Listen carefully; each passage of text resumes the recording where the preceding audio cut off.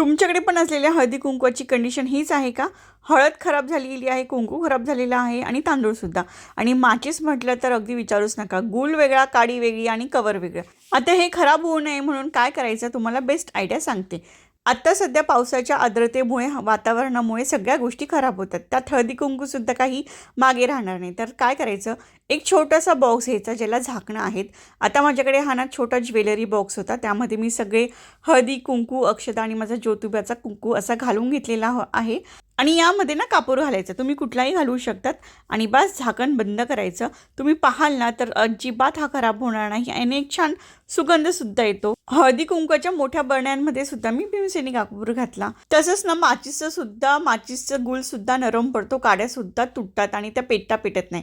तर अशा वेळी काय करायचं, आपण प्लास्टिकच्या डब्यामध्ये ह्या काड्या भरायच्या आणि हा जो गूळ पेटवायचा कागद आहे ना, तो कागद झाकणाच्या आतल्या बाजूने चिटकवून घ्यायचा, जसं मी चिटकवलेला आहे तसं. आणि तुम्ही बघाल ना तुमचं अगदी काम खूप सोपं होणार आहे. तर ट्रिक कशा वाटल्या कमेंट करा आणि अशाच ट्रिकसाठी फॉलो करा. थँक्यू.